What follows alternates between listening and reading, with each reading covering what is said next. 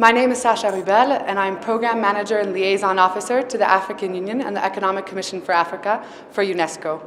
I'm also the Program Director and Project Coordinator of Women in African History, an e-learning tool. I'm standing in the National Museum of Addis Ababa, Ethiopia, next to a reproduction of Lucy, the first woman in the history of humankind, and the first human in the history of humankind. This is representative of the fact that women, since generations and since the beginning of time, have contributed to development around the world, and African development particularly.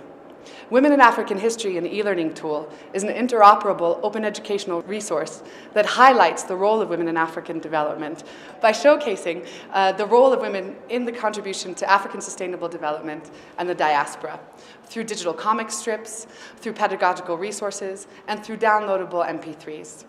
This resource also promotes the general education and ICT use of young women in Africa and the African diaspora by making available locally relevant content in the framework of UNESCO's project, The Pedagogical Use of the General History of Africa.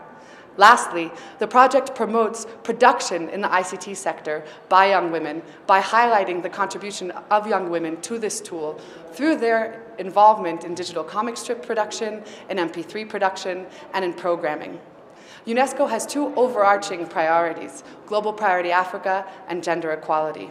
Our hope is that through this open educational resources, young women and girls in Africa and the African diaspora will be downloading the stories of Wangari Maathai, of Funmilayo Ransome-Kuti, and of the Amazons of Dahomey to not only encourage their pride and their empowerment, but also their knowledge of their influential role in Africa's development in the past, in the present, and in the future. In these two global priorities, our hope is that by them coming together through this project, that Africa for UNESCO will not only be a priority, but will also be an example.